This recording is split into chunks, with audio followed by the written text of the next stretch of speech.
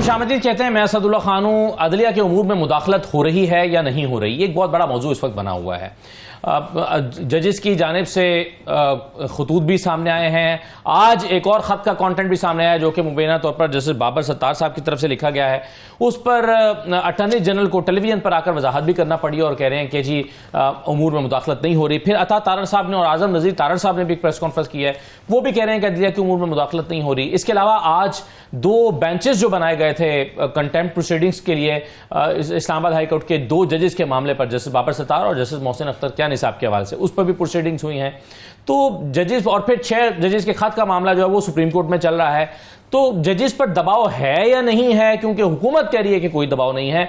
अगर दबाव नहीं है तो फिर प्रोसीडिंग्स क्यों चल रही हैं, और फिर ये जो खतूत सामने आ रहे हैं ये क्या है। तो ये एक बहुत बड़ा मौजू है। पाकिस्तान तहरीक इंसाफ के इंट्रा पार्टी इलेक्शंस के हवाले से पहली मरतबा ये जो तीसरी मरतबा एतराज़ात उठाए गए हैं, उसमें आज हमारे सामने वो सवालात सामने आए हैं कि क्या एतराज़ात हैं या किन सवालों का जवाब तहरीक इंसाफ से मांगा गया है। तहरीक इंसाफ क्या वाकई अपने इंतखाबात सही तरीके से कराने में कामयाब नहीं हो पा रही, तो इस पर भी बात करते हैं। फिर लाहौर हाई कोर्ट ने कुछ ट्राइब्यूनल्स बनाए थे। ये बहस हम पिछले दिनों भी करते रहे हैं कि वो ट्राइब्यूनल्स जो हैं उसको नोटिफाई करना, इलेक्शन कमीशन का क्या सवाबदीदी इख्तियार है कि लाहौर हाई कोर्ट जो भी जज दे उसको वो रिजेक्ट कर सकते हैं, उसको नोटिफाई करें या ना करें, ये उनका इख्तियार है। या फिर लाहौर हाई कोर्ट की तरफ से या किसी भी हाई कोर्ट की तरफ से अगर ट्राइब्यूनल्स के लिए जजेस के नाम आ गए हैं तो उनको नोटिफाई करना ही होगा। इस मामले में क्या माहिरीन राय रखते हैं, और फिर मखसूस नशस्तों का मामला, कुछ और चीजें भी, ये तमाम चीजें मैं रखने जा रहा हूं पाकिस्तान तहरीक इंसाफ के रहनुमा और माहिर कानून अबूजर सलमान न्याजी साहब के सामने। सलमान साहब बहुत शुक्रिया, खुशामदीद। सबसे पहले तो ये जो जजेस पर दबाव का मामला है, ये जरा बता दीजिए क्या है, ये दबाव है नहीं है, क्योंकि आज तो प्रेस कॉन्फ्रेंस हुई है कि कोई दबाव ही नहीं है। देखें, जो प्रेस कॉन्फ्रेंस करके कह रहे हैं कि दबाव नहीं है, वो तो दबाव के बेनिफिशरी हैं, तो वो तो कभी नहीं कहेंगे कि दबाव है। जहाँ तक दबाव है कि नहीं है, मेरे ख्याल से इस मुल्क के बच्चे को अब पता है कि इस मुल्क की अदालतों पे दबाव डालने की कोशिश की जा रही है, और अदालतें उसका कितना दबाव डाल रहे हैं, दबाव का कितना उसका वो इफेक्ट पड़ा है उनके ऊपर, वो भी काफ़ी चीज़ें क्लियर हैं। एक अनप्रेसिडेंटेड चीज़ हुई है, पहली मरतबा के 2 बेंचेस बने हैं और 2 जजेस की पर्सनल डॉक्यूमेंट्स लीक होने के मामले पर कंटेम्प्ट प्रोसीडिंग शुरू हुई है। ये किस तरह से इंपॉर्टेंट है आपके? यार देखें, पहले बात सुने, ये स्टार्ट होती है बात, सबसे पहले रिज़ाइन देते हैं लाहौर हाई कोर्ट के एक जज शाहिद जमील साहब। उन्होंने इकबाल का शेर भी लिखा था, मफहूम समझे तो समझ आ जाएगी क्यों रिज़ाइन किया था। फिर उसके बाद इस्लामाबाद हाई कोर्ट के 6 जजेस का लेटर आता है। फिर उसके बाद आपने देखा एक कैंपेन स्टार्ट होती है 2 जजेस के खिलाफ, जस्टिस कियानी, जस्टिस बाबर के खिलाफ। फिर उस खास मखसूस किस्म के जो जर्नलिस्ट हैं उनके तहत व्हाट्सएप मैसेज लीक किए जाते हैं, सारा कुछ किया जाता है, एक ही तरह के मैसेजेस आते हैं। फिर आज जस्टिस बाबर सत्तार साहब का मैसेज आ जाता है। अब इस सारी चीज़ों को अगर आप इकट्ठा करें तो इसका मकसद क्या है? अब जुडिशरी पे दबाव डालने का आपका एंड ऑब्जेक्टिव क्या है?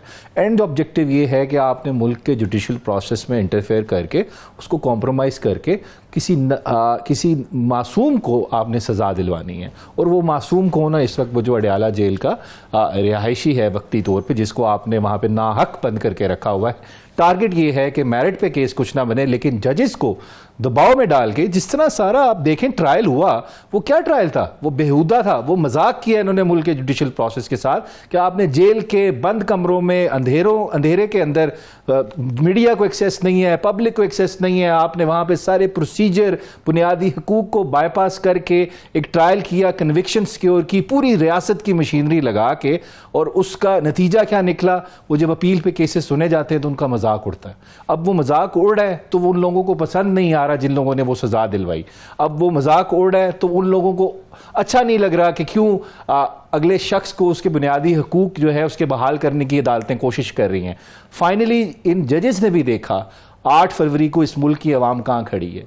जब क्योंकि देखें, जुडिशरी पब्लिक एक्सेप्टेबिलिटी के बगैर नहीं चल सकती, उनको भी पता है आवाम कहाँ खड़ी है, आवाम देख रही है। कानून और आइन के मुताबिक ही चलेंगे। देखना, कानून और आइन पे चल रही है नहीं चल रही, ये किसने अल्टीमेटली जज करना है? आपकी आवाम ने करना है। अगर जुडिशरी आइन को बाईपास करेगी, कानून को बाईपास करेगी, तो आवाम की नज़रों में गिर जाए तो फिर रेलेवेंट नहीं रहती आपका पूरा इदारा, बिल्कुल आप कहते डिसफंक्शनल हो जाता है आवाम की नज़र में। तो हर शख्स को जो इस मुल्क की बड़ी कुर्सी पर बैठा है उसको आवाम की एक्सेप्टेंस चाहिए। तो जजेस ने भी देखा कि हमने देखना है अवाम कहाँ खड़ी है, और हम अगर आइन और कानून के साथ खड़े होंगे तो अवाम भी हमें अप्रिशिएट करेगी। तो जजेस ने भी फाइनली डिसाइड कर लिया, ये जो एक डर का एक माहौल बना दिया गया है अदारों को मफलूज करने का, हमें भी इससे बाहर आने की जरूरत है। तो उन्होंने फिर बड़ी अच्छी बात उन्होंने दिखाया। देखें, इसमें हम ये नहीं कह रहे हमें फेवर दे अदालत, हम ये नहीं कह रहे जी हमारे लिए खास हमें कोई कानून में प्रोटेक्शन प्रोवाइड करें या हमारे लिए खास तशरीह करें। हम सिर्फ ये कह रहे हैं आप इंडिपेंडेंटली फैसले करें बगैर किसी दबाव के। अब उन्होंने करने शुरू किए हैं, तो अब देखें उसके साथ उनके बाद क्या हुआ, उनके साथ क्या सलूक हो रहा है। लेकिन हम खड़े हैं जजेस के साथ। देखें, यही जजेस, मैं हमेशा कहता हूं, कल को कोई और पार्टी भी मुसीबत में होगी ना, तो यही जजेस जो खड़े हैं वो उनके साथ खड़े होंगे। इस वजह से हमें इंडिपेंडेंट जजेस के लिए, बाबर सत्तार साहब जैसे जजेस के लिए हमेशा उनको सपोर्ट करनी चाहिए, क्योंकि वो आइन और कानून के साथ खड़े हैं, उनके किसी पार्टी के साथ। आप अभी बात कर रहे थे बानी चेयरमैन अडयाला के रिहायशी की। आज एक बहस हुई सुप्रीम कोर्ट में कि वो एक नायब तरमीम वाले केस में वो फरीक हैं, तो ऐसे में कोई शख्स अपने वकील के जरिए भी उसका अपीयर होना काफी समझा जा सकता है, या उनका खुद इन पर्सन मौजूद होना या वीडियो लिंक के जरिए होना, जैसे कि अब इमरान खान की वीडियो लिंक के जरिए से जो है वो पेशी को यकीनी बनाया जा रहा है या अपना मौक़िफ़ देने के लिए। परसों देखें, जब भी कोई शख्स कोई केस फाइल करता है, अगर वो क्रिमिनल केस ना हो जिसमें तो एक अक्यूज्ड की हाजिरी जरूरी होती है ना, वो तो एक लॉ की रिक्वायरमेंट है, लेकिन कोई सिविल केस होता है, कोई कॉन्स्टिट्यूशनल केस होता है, कोई हाई कोर्ट की रिट पिटिशन होती है, सुप्रीम की कॉन्स्टिट्यूशनल पिटिशन होती है, सुप्रीम कोर्ट की, तो हाँ आपके पास बिल्कुल आपका राइट होता है, आप जाके उस केस में पार्टिसिपेट करें, आप उसको देखें, जाके वहां पे बैठे अपने काउंसिल के साथ, या इवन आप खुद भी आर्ग्यू कर सकते हैं केस, आपके पास राइट होता है, आप पिटिशनर इन पर्सन हो सकते हैं। और खान साहब ने इस पर अपना नोट लिख के दिया है कि इस केस पे मैं खुद आके आर्ग्यू करना चाहता हूं, that is fundamental right under article 9 access to. और अगर वो उनसे कहा जाए कि आप अपने वकील के जरिए अपीयर हो जाएं, काफी है। देखें, वो तो अदालत फैसला जो करेगी, जाहिर बात है हम इख्तलाफ तो कर सकते हैं, लेकिन मानना तो पड़ेगा। लेकिन वीडियो लिंक के जरिए हो गया है, लेकिन मेरा इंसाफ का तकाजा ये है कि उनको बिल्कुल कोर्ट बुलाया जाए, उनको आने दिया, उनको अपॉर्चुनिटी बिल्कुल देनी चाहिए, वो कोर्ट आए। और अगर वो कोर्ट नहीं, कोई इशू वो कहते हैं मजबूरी है, तो फिर एटलीस्ट उनको वीडियो लिंक के जरिए उनको, जिस तरह कोर्ट ने खुद कहा, देखें ओपन जस्टिस का ज़माना है, ये पुराने ज़माने की अदालतें नहीं है, पूरी दुनिया देख रही है, यूट्यूब पे आपके सारे जुडिशरी के सारे केसेस आपको नज़र आते हैं। तो इस वजह से हमें जमहूरियत के अंदर इस तरह की चीज़ें करनी चाहिए, बिल्कुल उनको उनका राइट है और उनको वो मिलना चाहिए कि वो आके कोर्ट में पार्टिसिपेट करें प्रोसीडिंग्स में। सही। अच्छा ऐसा ये बताएं कि लाहौर हाई कोर्ट ने कुछ ट्राइब्यूनल्स के लिए जजेस के नाम दिए, इलेक्शन कमीशन ने उसको नोटिफाई नहीं किया। क्या ये इख्तियार किसी भी अदालत के चीफ जस्टिस का है कि वो जो नाम चाहें दे दें और उसको कोई इंटरवीन नहीं कर सकता, या ये सवाबदीदी इख्तियार इलेक्शन कमीशन का है कि वो चाहे तो उनको नोटिफाई करें या चाहे तो और नाम मांग लें? देखिए, इलेक्शन कमीशन, पहली बात बता दूं, इन केसेस में पार्टी है। जो इलेक्शन पिटिशंस ट्रिब्यूनल्स में फाइल हो रही हैं, they are party in this proceedings के, उनसे हम लोग अग्रीव्ड हैं। फॉर पाकिस्तान तहरीक इंसाफ के लोग अग्रीव्ड हैं। अगर एक शख्स में अग्रीव्ड हूं तो उसकी मर्जी का जज तो पॉइंट नहीं होना चाहिए, नेचुरल जस्टिस है, प्रिंसिपल है। साथ ही साथ अब कानून पे आ जाते हैं। देखिए, इन्होंने लेटर लिखा इनिशियली, जो पिछले चीफ जस्टिस थे मवीर भट्टी साहब, कि हमें 9 जजेस चाहिए, ठीक है जी। अब 300 पिटिशंस हैं, 300, ठीक है जी, और वो सिविल कोर्ट के ट्रायल की तरह चलेंगी। उन्होंने उस पर 2 जजेस के नाम भेजे, फिर उसके बाद जब नए चीफ जस्टिस है, उन्होंने उसी लेटर की कंटिन्यूएशन में उनको 7 और जजेस भी भेज दिए, ठीक है। सो इन्होंने 9 मांगे, इनको 9 मिल गए लाहौर हाई कोर्ट की तरफ से। अब यहां पे इलेक्शन कमीशन ने 2 जजेस को नोटिफाई किया, एक मुल्तान में और एक लाहौर में जी। बाकी 7 जजेस नोटिफाई नहीं हो रहे। अब इलेक्शन कमीशन के पास कोई पावर नहीं है कि वो सिलेक्ट करेगा जी ये मुझे ज़्यादा पसंद है, ये मुझे कम पसंद है, मैं इसको चूज करूंगा। अगर आपके 9 नाम मांगे, आपको 9 नाम मिले, तो you are bound under the law कि आप उसको नोटिफाई करें। अगर वो आप नहीं करें नोटिफाई, दैट मीन्स कि या तो कोई बदनीति का एलिमेंट है, या कुछ चीज़ है जो आप छुपा रहे हैं, या आप नहीं चाह रहे हैं जजेस अपॉइंट हो। अगर वो आप लिस्ट देखें जजेस की, आप अपनी इंडिपेंडेंट रिसर्च भी करते हैं, लाहौर में काम करते रहे, दे आर कॉम्पिटेंट जजेस, बड़े बोल्ड जजेस हैं, जैसे शाहिद करीम साहब हैं, अनवार हुसैन साहब है, आसिम हफीज साहब हैं। ये लाहौर हाई कोर्ट के, इनको लोग कहते हैं ये हीरे जजेस हैं, क्योंकि बड़े बोल्ड जजेस हैं। आप देख लें, मुशर्रफ साहब को फांसी की सजा किसने दी थी?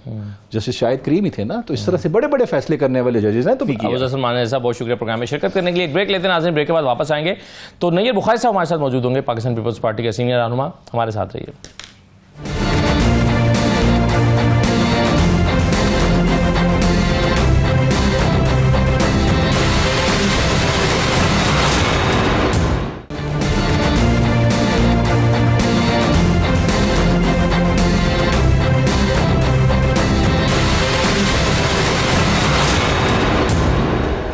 ब्रेक के बाद आपको दोबारा खुशामदीद कहते हैं। पीपल्स पार्टी के सीनियर रहनुमा नैयर बुखारी साहब हमारे साथ मौजूद हैं। बुखारी साहब, खुशामदीद कहते हैं आपको प्रोग्राम में। बुखारी साहब, आजकल एक बहुत बड़ा मौजू बना हुआ है तौहीन अदालत। आज या जजेस पर दबाव, आज 2 बेंचेस भी इस सिलसिले में बनाए गए थे। इस्लामाबाद हाई कोर्ट के 2 सीनियर जजेस पर के हवाले से तौहीन अदालत की समाअत करने के लिए। फिर एक जज का खत भी सामने आया है, उस पर अटॉर्नी जनरल अनवर मंसूर साहब ने आज एक प्रेस कॉन्फ्रेंस भी किया और कहा कि यह तासुर दुरुस्त नहीं है कि अदलिया और एग्जेक्टिव के दरमियान में कोई प्रॉब्लम है।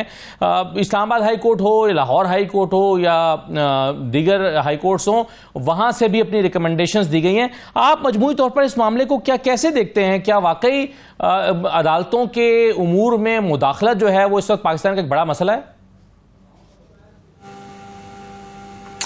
शुक्रिया। गुजारिश है कि पाकिस्तान का आइन मौजूद है, सोशल कॉन्ट्रैक्ट है, और फिर वो स्टेट ऑर्गन्स की रिस्पॉन्सिबिलिटीज, ऑब्लिगेशंस हैं, वो को भी पैरामीटर्स डिफाइन करता है। बिलाशुबा इंडिपेंडेंस ऑफ जुडिशरी जो है वो जमहूरियत की भी एहसास है और फंडामेंटल राइट्स को प्रोटेक्ट करने के लिए भी। लेकिन एट द सेम टाइम ये भी देखना पड़ेगा कि एक अदालत दूसरे अदारे की अथॉरिटी में ट्रांसग्रेस तो नहीं करता। बिल्कुल इंसाफ फराहम करना अदालतों का काम, कानून की तशरीह करना, इंटरप्रेट करना उनका काम, आइन की तशरीह करना सुपीरियर जुडिशरी का काम, लेकिन कानून साजी उनका काम नहीं है। और जहाँ पे माजी में कानून साजी के हवाले से मुदाखलत की जाती रही और कॉन्स्टिट्यूशन को रीराइट करने की कोशिश की गई या रीराइट किया गया, तो फिर मैं समझता हूँ कि फिर इस किस्म के मामला चल पड़ते हैं। हर अदारे को, हर स्टेट ऑर्गन को अपने दायरे अख्तियार में रह के काम करना चाहिए। सही है। और आप समझते हैं कि इसकी पूरी प्रोब होनी चाहिए कि जजेस का दबाव का जो दावा है वो किस हद तक दुरुस्त है और क्या अमली तौर पर यानी वाकई क्या दबाव मौजूद है? क्योंकि अब जो खत सामने आ रहे हैं, जैसे आज जैसे बाबर सत्तार के खत के हवाले से अनवर मंसूर साहब को मीडिया पर आकर बयान जारी करना पड़ा है। देखिए, ये जो मामलात हैं ये एडमिनिस्ट्रेटिव कमेटीज जुडिशरी की अपने हाई कोर्ट्स पे और सुप्रीम कोर्ट पे भी हैं। ये मामलात उनमें डिस्कस हो सकते हैं और ये ख़तो खिताबत करना और उस पर फिर मीडिया पे आना, ये तो फिर पब्लिक एटलाज को भी फिर कमेंट्स आते हैं। फिर ये सोशल मीडिया का जो मामला चल पड़ा है उसको भी कंट्रोल करने की ज़रूरत है। बहुत सारी ऐसी बातें, बहुत सारी बेहुदा बातें भी सोशल मीडिया पे जा रही हैं। इसीलिए मैं समझता हूँ कि उसके भी लिए लॉ बनाना और लॉ इम्प्लीमेंट करना बहुत ज़रूरी है। ये जो ख़त पहले लिखा, क्योंकि उसका मामला ऑलरेडी सब जुडिस है बिफोर सुप्रीम कोर्ट, और उस पर भी एक डाइवर्जेंट व्यूज़ भी जो रिमार्क्स आ रहे हैं ड्यूरिंग प्रोसीडिंग वो सामने, लेकिन वर्डिक्ट तो नहीं आई। और उसी में से एक आध बात सामने ये भी आई कि इन जजेस को अगर इन पे दबाव था या इनकी डिफरेंस थी तो कंटेम्प्ट का कार्रवाई करते या नोटिस देते, और उसी को ज़हन में रखते हुए इस्लामाबाद हाई कोर्ट के 2 जजेस के हवाले से कंटेम्प्ट प्रोसीडिंग शुरू हो चुकी हैं। तो ये मोहतात अंदाज से ही चलना पड़ेगा और आइनी जो प्रोविजंस हैं जो उसको ज़रूर सामने रखना पड़ेगा। लेकिन ये इस मुल्क में बुनियादी हकूक़ की जब बात होगी तो ऑब्वियसली जब कोई एग्जीक्यूटिव अथॉरिटी ट्रांसग्रेस करती है या फंडामेंटल राइट्स की डिनायल होती है तो उसको प्रोटेक्ट करना जुडिशरी का काम है। लेकिन जुडिशरी का काम चीनी की कीमतें मुकर्रर करना और फॉरेन पॉलिसी बनाना नहीं है। सही है। आजकल नईर बुखारी साहब, ग्रैंड डायलॉग की बात चल रही है सियासी जमातों के दरमियान, ख़ास तौर पर जो हुकूमती जमात है वो कह रही है क्या ये ग्रैंड डायलॉग करते हैं। आपके ख्याल में इसकी अमली सूरत आपके जहन में क्या है, या पीपल्स पार्टी के जहन में, कि अमली तौर पर ये कैसे मुमकिन होगा? इसका मैदान अमल कौन सा है? यानी ये आपको काबिल अमल चीज़ दिखाई देती है मौजूदा हालात में? बिल्कुल होनी चाहिए। अभी आगाज़ होता नहीं तो मीडिया पहले जंप इन कर देता है। अभी आगाज़ तो होने दे ग्रैंड डायलॉग का और आपको उसकी फेट सामने आ जाएगी मैं अनएबल टू अंडरस्टैंड कि अभी एक बात निकलती है और उसके प्रॉस कॉन्स डिस्कस आप पहले करना शुरू कर देते हैं, और फिर वो जो जिस ऑब्जेक्ट के लिए वो नेगोशिएशन शुरू होती है वो शायद अपने मंतकी इंतजाम तक नहीं पहुंचती। तो ग्रैंड डायलॉग तो होना चाहिए, पॉलिटिकल पार्टीज में होना चाहिए, पॉलिटिकल लीडरशिप में होना चाहिए। और दुनिया में कोई इशू विदाउट डायलॉग रिजॉल्व हुआ है मुझे आज तक बता दें? ये पाकिस्तान की क्रिएशन भी फिर डायलॉग का नतीजा था ना। मीडिया पे तो डिस्कशन इसलिए होती है ना कि ग्रैंड डायलॉग की बात भी आकर कोई मीडिया ही में करता है, मीडिया पर ही आके दूसरी तरफ से कहा जाता है कि जी हम तो ग्रैंड डायलॉग नहीं करना चाहते, हम तो फुलां से बात करेंगे। वो जो फुलां है वो भी आकर मीडिया पर ही कहता है कि इनसे बात नहीं होगी, तो फिर इस मीडिया पर डिस्कशन होगी ना जी। इसको आने तो दे ना, अभी आप कल डिस्कस करना शुरू कर देते हैं उसको, तो इस प्रोसेस को चलने दे जरा।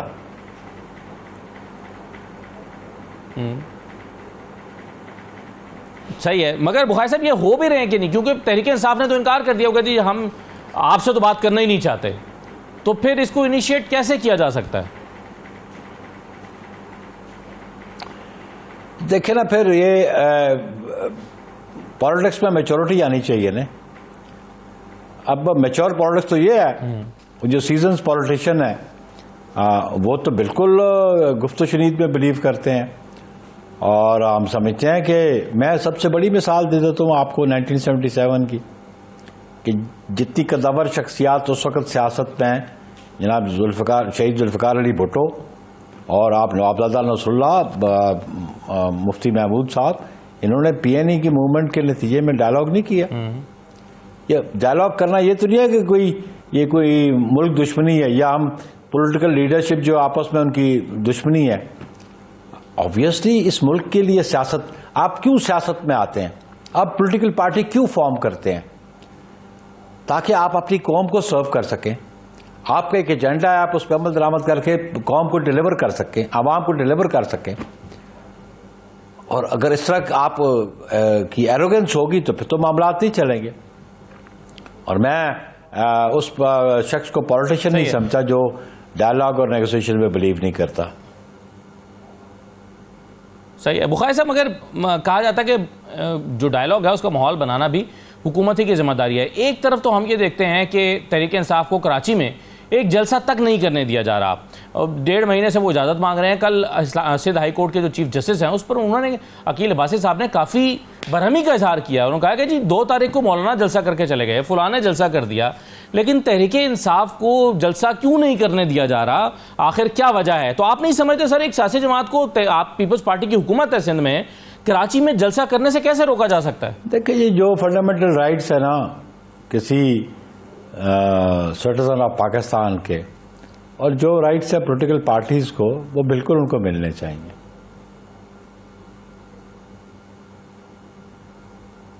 तो बुखारी साहब, आप समझते हैं कि सिंध हुकूमत इजाजत ना देके गलत कर रही है PTI को?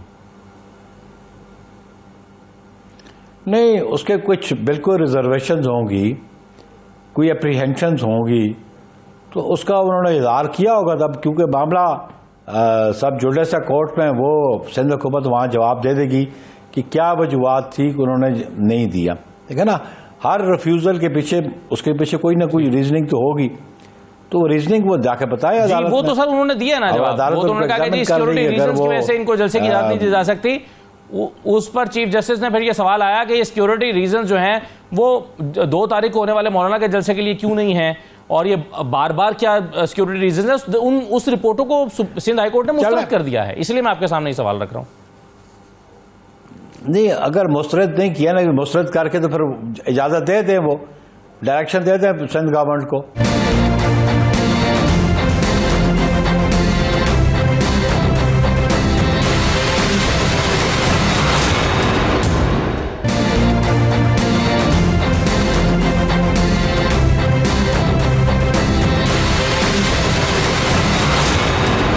क्या आप पॉलिटिकल पार्टी के तौर पे नहीं समझते, आपकी हुकूमत है, आप ग्रैंड डायलॉग का माहौल चाहते हैं, लेकिन स्पेस देने को तैयार नहीं है जमात को? मेरा सवाल आपसे ये है।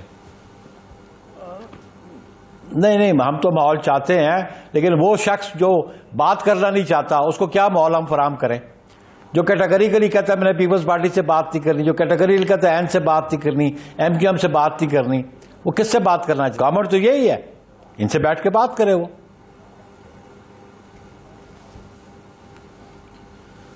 सो बुखारी साहब, इसका माहौल कौन बनाएगा? तहरीक इंसाफ बनाएगी या हुकूमत बनाएगी? इसके लिए हुकूमत ने ऑफर की और उसके लिए पॉजिटिव रिस्पांस आना चाहिए पीटीआई की तरफ से, उसकी लीडरशिप की तरफ से।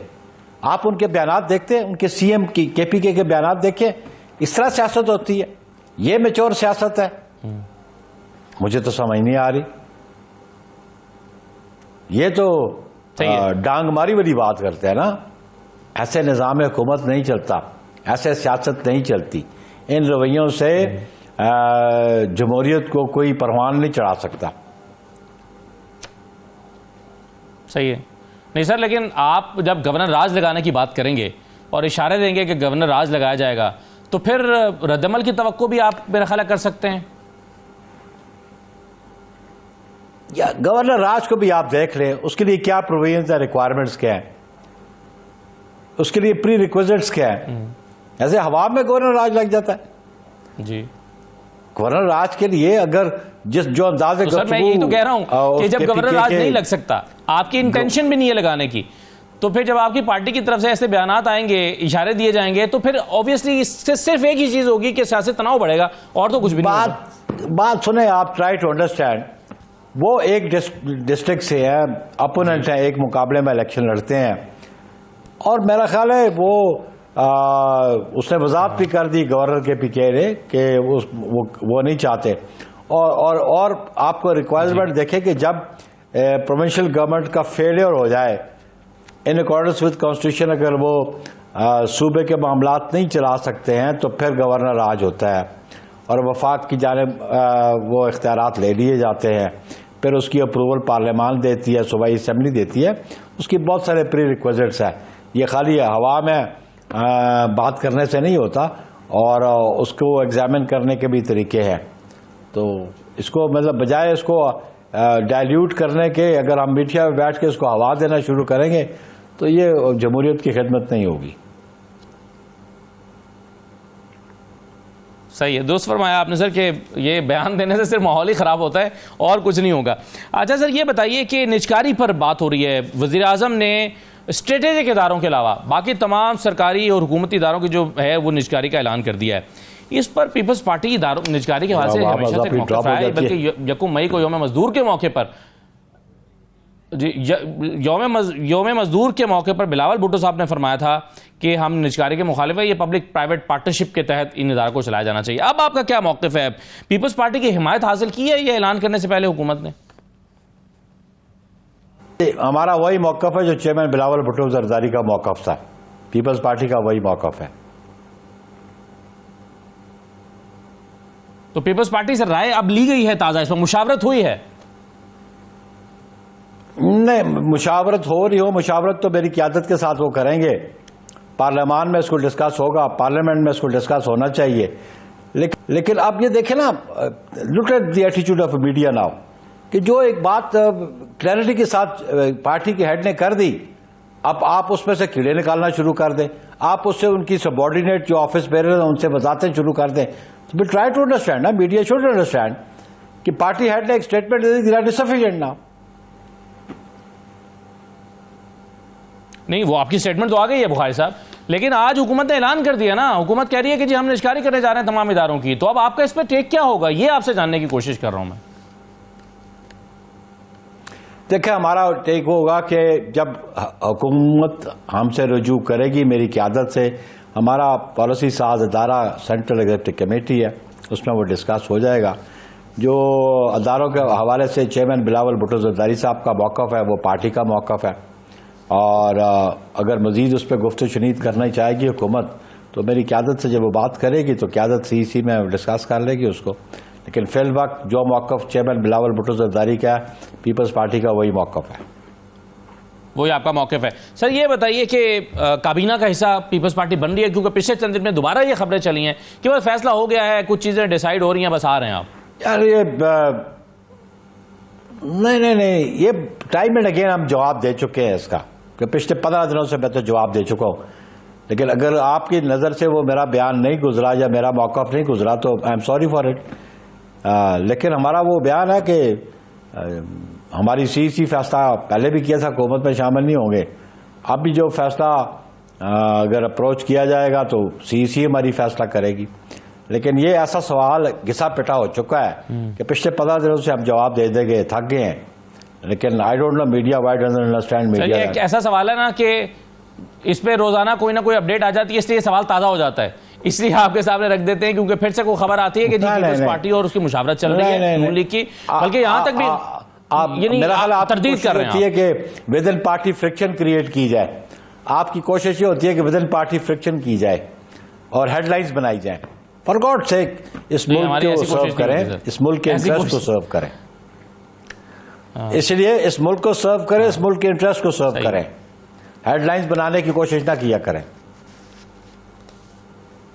बिल्कुल सही है ये सर, आपकी ये आप और हम अपनी कैपेसिटी में अपनी नीयत तो यही रखते हैं कि मुल्क को सर्व किया जाए। मैं आपकी नीयत पे जैसे कि डाउट नहीं कर सकता, इसी तरह यकीनन आप मेरी नीयत पे भी डाउट नहीं कर सकते। और मेरा सवाल पूछने का मकसद क्या है, अब आप अपना कंक्लूजन ड्रॉ कर सकते हैं, मैं उससे इख्तिलाफ भी नहीं करूंगा क्योंकि आप मेरे लिए बहुत काबिल एहतराम है। लेकिन कतन हमारी ये कोशिश नहीं है कि कोई इसमें कोई रिफ्ट क्रिएट किया जाए या कुछ और इसका मकसद हो या मुल्क को नुकसान पहुंचाया जाए, खुदा ना खास्ता। ये बता दीजिए सर कि पिछले दिनों जजेस की मुलाजमत में तोसी के हवाले से खबरें चलती रहीं और जजेस की अपॉइंटमेंट पे एक तरमीमी बिल पे काम भी होता रहा, जिसको खुद एतराफ़ किया तारड़ साहब ने भी।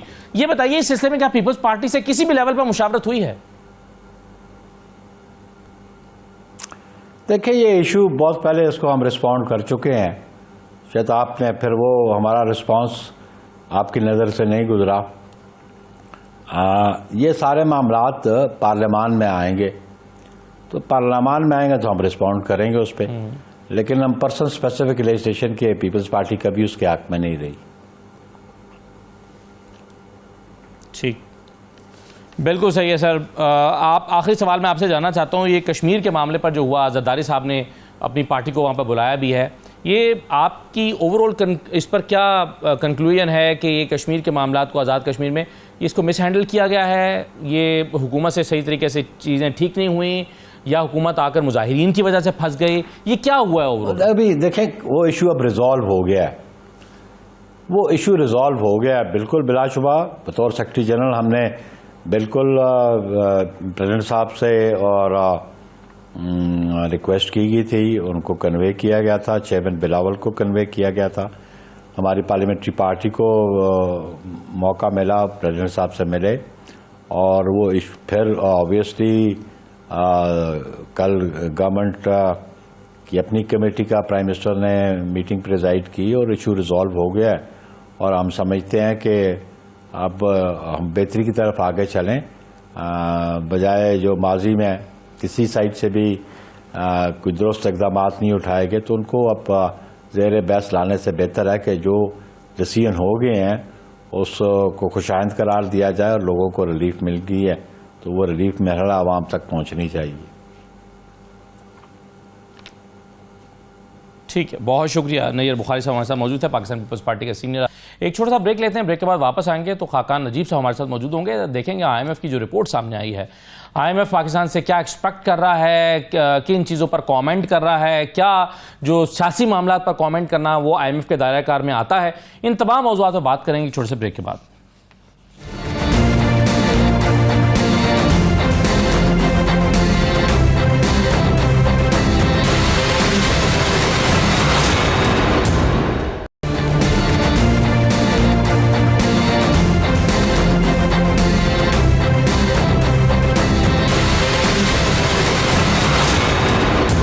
ब्रेक के बाद आपको दोबारा खुशामदीद कहते हैं। डॉक्टर खाकान नजीब साहब हमारे साथ मौजूद है, माहिर मुआशियात हैं। बहुत शुक्रिया डॉक्टर साहब, खुशामदीद। डॉक्टर साहब, एक IMF की रिपोर्ट सामने आई, उस रिपोर्ट में ये कहा गया कि 8 फरवरी के बाद भी पाकिस्तान में बेचैनी मौजूद है। और इस्तेहकाम की कमी है, और जो पॉलिसी इस्लाहात लाई जा रही हैं शायद इस माहौल में उनको इम्प्लीमेंट करना, उसका नफाज करना जो है वो मुश्किल हो जाएगा। ये सवाल जब मैंने कल रखा, खुर्रम दस्तगीर साहब मेरे साथ शो में मौजूद थे, तो उन्होंने कहा कि जी हम कत्तन मुस्तरद करते हैं IMF की इस तरह की किसी भी रिपोर्ट को, क्योंकि उनका कोई काम ही नहीं है कि वो पाकिस्तान के ऊपर पाकिस्तान के सियासी मामला पे कमेंट करें। मेरा पहला सवाल आपसे डॉक्टर साहब ये है कि IMF का काम है या नहीं है कि वो इस तरह की रिपोर्ट जारी करे या पाकिस्तान के पॉलिटिकल सिचुएशन पे कमेंट करे? बिस्मिल्लाहिर्रहमानिर्रहीम। देखिए, ट्रेडिशनली तो ये बात दुरुस्त है कि कोई भी engagement with the incumbent government होती है और उन्हीं का फ़र्ज़ बनता है कि इसको आगे लेकर चलें। पर पाकिस्तान के केस में बिकॉज एक पॉलिटिकल अनसर्टेनिटी है, इसमें कोई शक नहीं है, तो उन्होंने तो तीनों पार्टी से एंगेज कर लिया है और करते रहे हैं, और तीनों पार्टीज़ ने इसका जो मुस्बत पहलू निकला है वो ये है, एक्सेप्ट कर लिया है कि फ़ंड का प्रोग्राम नागुज़ीर है पाकिस्तान के लिए। मैं बार बार सबको समझाता हूँ कि इसमें कोई दो आरा नहीं है। असल जो इसमें डीपर बात अब वो कर रहे हैं वो ये कर रहे हैं कि अगर ये अनसर्टेनिटी जो पॉलिटिकल डिफ़िकल्टीज़ हैं या इम्प्लीमेंट करने की सलाहियत की capability in terms of the political atmosphere as well as the technical atmosphere आड़े आता है, तो क्या जो इस्लाहात का इतना बड़ा एजेंडा दरकार है वो हम कर पाएंगे कि नहीं? ऑनेस्टली मैंने अभी एक पर्चा पाकिस्तान पे लिखा है और मैं खुद ये कहता हूँ कि ये एक सोच जो है इसको तो आप अलहदा नहीं कर सकते, इसलिए कि अभी भी आप देखें, आपने एक ताजिर दोस्त स्कीम उनके साथ वादा किया, इसको ज़रा प्रोफेशनली समझें। आपने उनको लिख कर दिया MEFP में, जो आपने उनके साथ साइन किया कि हम एक ताजिर दोस्त स्कीम के नाम से 30 से 32 लाख ताजिरों तक पहुंचने की कोशिश फॉर रजिस्ट्रेशन करेंगे। असद पहले माह में 73 या 75 और अब तक 650-700 तक अगर आप पहुंचेंगे तो should I be raising a concern कि आपकी कैपेबिलिटी टू इम्प्लीमेंट रिफॉर्म्स है, आपकी कैपेबिलिटी के अलावा क्या एटमॉस्फेयर एग्जिस्ट करता है? That's all they are saying. Now आपको एक ब्रीदिंग स्पेस मिल गई है, एक प्रोग्राम की गुफ्तगू शुरू हो गई है। अभी भी याद, लेकिन डॉक्टर साहब किसी मुल्क में सियासी इस्तेहकाम का होना या ना होना, ये IMF को प्रोग्राम देने के लिए क्यों, उसके लिए ये इंपॉर्टेंट है जानना?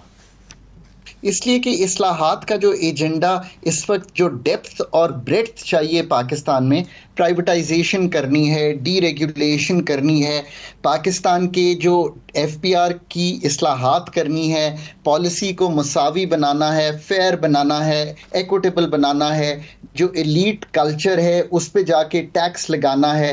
ये आसान चीज़ें तो नहीं हैं। अगर आपने इनकम टैक्स की बजाय एग्रीकल्चर इनकम टैक्स की तरफ जाना है, अगर आपने ये सब काम करने हैं तो पॉलिटिकल विल तो दरकार होगी। मैं हमेशा IMF और बाकी इदारों को ये भी कहता हूँ कि इसके साथ साथ ये देखिए कि क्या कॉम्पिटेंस भी है, professional competence to deliver on all these. तो अगर आप इस सब चीज़ को इकट्ठा करें तो फिर यही IMF का प्रोग्राम जो आज हो रहा है, इसमें जो पावर सेक्टर डेट है वो 2700 अरब का है। मैं अच्छी तरह याद रखता हूं इस बात को, जब 13-16 का प्रोग्राम, और वो प्रोग्राम मैंने एंकर किया है पाकिस्तान के लिए, हम 325 अरब रुपए पे खड़े हुए थे। मुझे बताइए कंसर्न होना चाहिए कि नहीं? अब जहां पे खड़े हैं, अभी आप एक प्रोग्राम निगोशिएशंस में भी नहीं है, अभी तो आप फ्यूचर के कोर्स को चार्ट कर रहे हैं। तो आपको उनको यकीन दिलवाना है कि you have a plan in mind, you have a implementation framework in mind, you have the political will and you are going to put together the competence to do this. Asad it is not going to be a cake walk. ये program इतनी आसानी से नहीं होगा। आप उनकी जो raise rape की स्टेटमेंट भी देखें तो वो कह रही हैं कि नेथन पोर्टर आए हुए हैं ऑन एन एंगेजमेंट के फ्यूचर कैसे एंगेज होगा पाकिस्तान का और IMF का। So one has to tread this very carefully. ये एक तरह से एक इंट्रोडक्शन टू द प्रोग्राम समझ लें। आई वुड हैव होप्ड कि ये प्रोग्राम निगोशिएशंस में तब्दील हो जाए एट सम स्टेज, और हो भी सकता है। हमने 13 में भी यही किया था। वो आर्टिकल 4 निगोशिएशंस के लिए आए हुए थे, हमने उसको प्रोग्राम निगोशिएशंस में तब्दील किया और फौरी तौर पे प्रोग्राम कर लिया। PMLN की गवर्नमेंट थी। So you know this is the way Pakistan has to go. देखिए, पाकिस्तान को दुनिया को कन्विंस तो करना है कि आप इस्लाहात पे सीरियस हैं। दुनिया को तो छोड़ें असद, आपको अपनी कौम को ये बात कन्विंस करनी है कि आप इनडायरेक्ट टैक्सेशन पे और जीएसटी पे आगे नहीं जाएंगे, आप पर्सनल इनकम टैक्स पे आगे नहीं जाएंगे, आप मरात याफ्ता तबके पे ही टैक्स लगाने में आगे नहीं जाएंगे, बल्कि आप वाकई ही जो टैक्स एग्जेम्पशंस हैं उनको छेड़ने जा रहे हैं। मैं एक मिसाल दे रहा हूं। So I think the government has a plate which is quite full, और ये सब काम पाकिस्तान ने अब करके अपने लिए दिखाने हैं। जी डॉक्टर साहब, ये तो सब पाकिस्तान ने करना है, लेकिन दो चीजें मैं आपसे डिस्कस करना चाहता हूं। एक तो देखिए, आप अभी टैक्स की बात कर रहे थे, हमारे यहाँ एक तस्वुर ये है कि जो पहले से टैक्स दे रहे हैं उन्हीं पर मजीद बोझ डालो, नए लोगों को टैक्स नेट में लाना एक बड़ा अजाब लगता है। हम फाइलर और नॉन फाइलर की बहस में भी पढ़ते हैं। पिछले दिनों हमने देखा कि मोबाइल सिम्स जो हैं उसको भी ब्लॉक करने की बात हुई। फिर आज के अखबार में खबर यह है कि अगर आप 100 रुपए का बैलेंस लोड करेंगे तो आपको 90 रुपए टैक्स कटेगा अगर आप फाइलर नहीं है तो। फिर जब हम सैलरीड पर्सन बात करते हैं तो IMF शायद ये कह रहा है कि 35% सैलरीड जो है उसके उस पर 35% कर दी जाए। तो सारा जो हमारा इस वक्त फोकस है वो सैलरीड क्लास पे या पहले से टैक्स देने वालों पर है, या हम नए लोगों को शामिल करने के लिए अमली तौर पे कुछ कर पा रहे हैं टैक्स नेट में? तो देखिए ना, आपने बहुत सी इंपॉर्टेंट बातें जो हैं वो सामने रखती हैं। अब बात असल में ये है कि पाकिस्तान ने ये तय करना है कि क्या फेयर इक्विटेबल निज़ाम बनाना है टैक्सेशन का, क्या आसान निज़ाम बनाना है टैक्सेशन का, क्या टैक्स एफिशिएंसी सिस्टम में लानी है, क्या प्रोविंसेस जिनके पास urban movable property tax, Pakistan का एग्रीकल्चर इनकम टैक्स और रियल एस्टेट का टैक्स मौजूद है, वो 800 अरब ही कलेक्ट करेंगी और एग्रीकल्चर इनकम टैक्स में 4-5 अरब रुपया ही कलेक्ट करेंगी। 0.8% ऑफ GDP कलेक्शन है प्रोविंसेस की। मेरा ख्याल है 1.5 से 2.5% ऑफ द GDP की गुंजाइश है, यानी कि 2 से 2.5 हज़ार अरब। टैक्स टू GDP FPR का 9% है। अगर हम वाकई ही एक्सपैंड करें और अगर हम अपने टैक्स गैप्स को कम कर सकें उन एरियाज में जहाँ पे चोरी चकारी हो रही है, इसको टैक्स गैप आसानी से यही है कि जहाँ पे टैक्स एवेजन है, सेल्स टैक्स में भी टैक्स एवेजन है, इनको अगर आप कर सकें तो फिर ही एक मसावी निज़ाम होगा।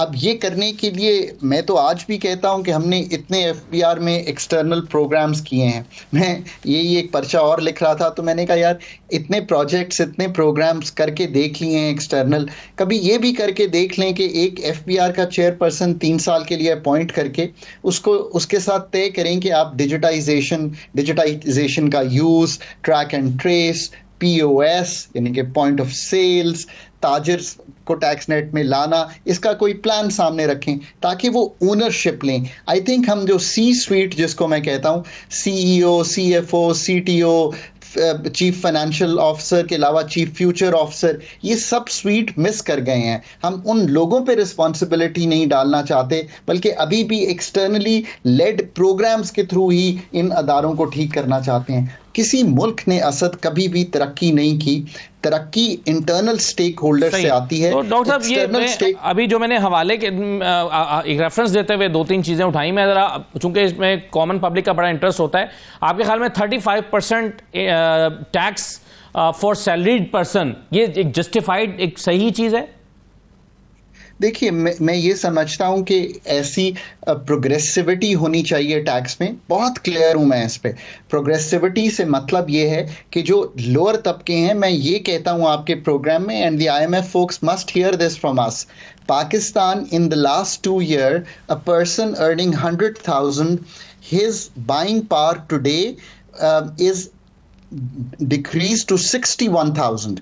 If Asad was earning 100,000 rupees on June 2022, today when this financial year ends, his buying power will be 61,000. So the tax bracket where you put a tax of 50,000, जिसमें हम taxation शुरू करते हैं, I think should be enhanced to 70,000. So अब ये काम, Asad, here's the important part, ये तो आपने चीजें IMF के साथ negotiate करनी है ना। Have a team, have a program which is homegrown, and then tell the IMF folks। बहुत शुक्रिया। और मैं ये पाकिस्तान, जी बहुत शुक्रिया डॉक्टर खाकान नजीब साहब प्रोग्राम में शिरकत करने के लिए। ये नाज़रीन आज का प्रोग्राम था, इजाज़त दीजिए, अल्लाह हाफिज़।